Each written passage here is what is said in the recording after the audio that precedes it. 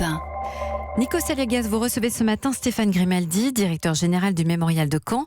Dans un mois, jour pour jour, ce sera le 75e anniversaire du débarquement. Bonjour Stéphane Grimaldi. Bonjour Nikos Aliagas. Sans attendre les commémorations officielles, il y a déjà un très fort engouement autour de ce 75e anniversaire. Comment vous l'expliquez ?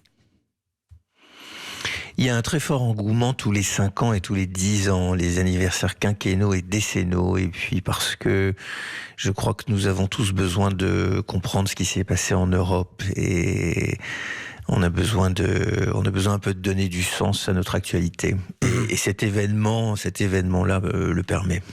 Vous dites donner du sens à notre actualité. C'est vrai que le tourisme mémoriel en Normandie, ce sont plus de 5 millions de personnes chaque année.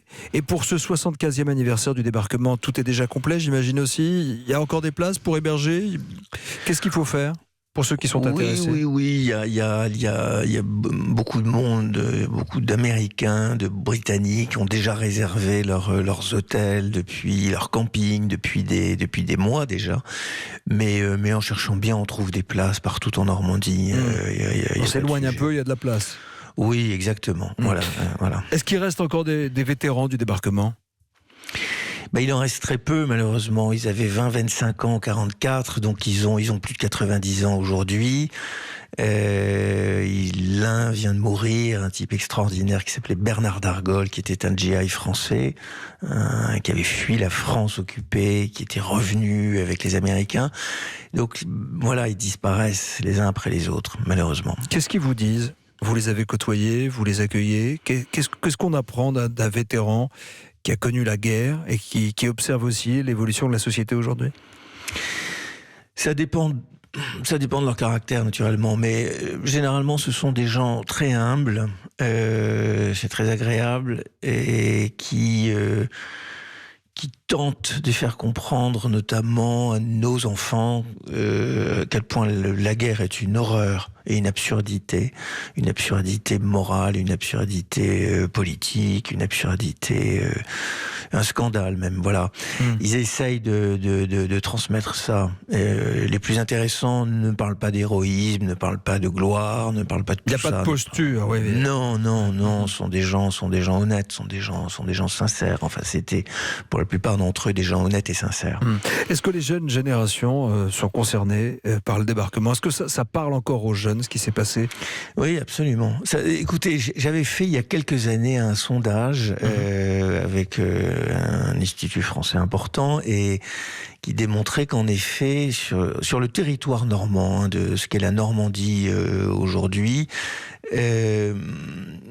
je crois que c'était de mémoire 70% des jeunes, c'est-à-dire 18-25 ans, étaient terriblement concernés par cette histoire, se sentaient propriétaires de cette histoire. Donc oui, ils se sentent concernés, à condition d'être capables de bien la raconter. De leur expliquer, de décoder, de recontextualiser aussi la réalité historique.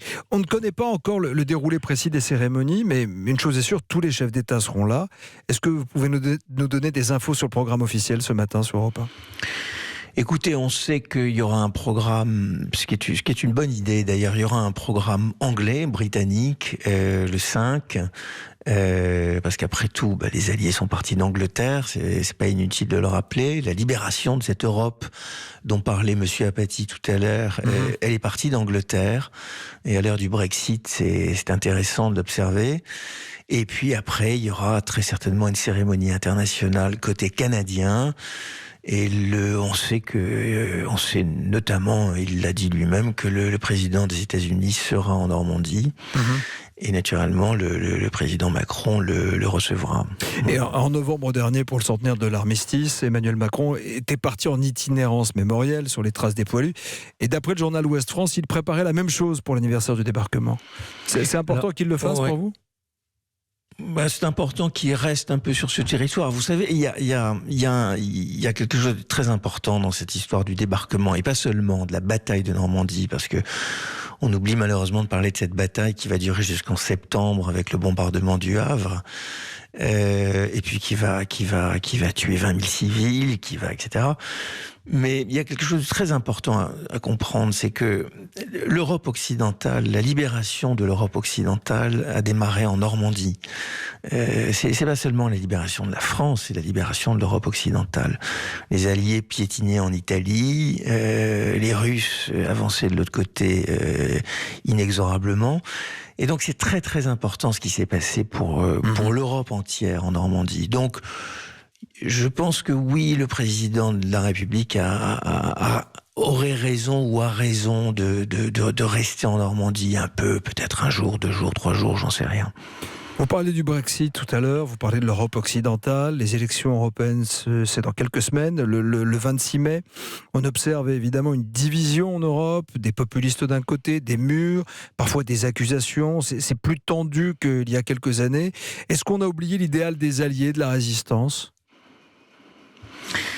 Je le crains malheureusement, je le crains vraiment. Vous savez, les replis nationalistes qu'on observe partout en Europe sont pas une bonne chose pour l'Europe, pour cette Europe de l'après-guerre. On oublie une chose en Europe très simple, et je suis en train de faire un film à Bruxelles pour ça.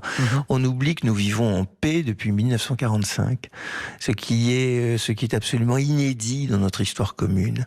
On oublie que la France, l'Angleterre, l'Allemagne ont été des ennemis irréductibles pendant des siècles, ce qui aujourd'hui est impensable.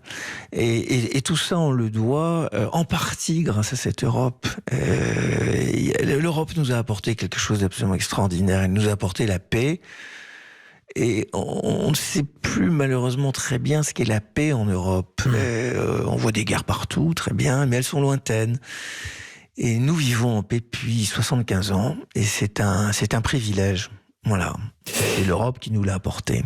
Merci Stéphane Grimaldi, directeur général. Je vous en prie. Le directeur général du Mémorial de Caen. Vous avez été en direct avec nous depuis Bruxelles. Merci à notre consoeur Isabelle Horry qui a assuré ce duplex. Le 6 juin, la matinale d'Europe 1 sera délocalisée à Arromanches, au cinéma 360, qui raconte l'intégralité de la bataille de Normandie.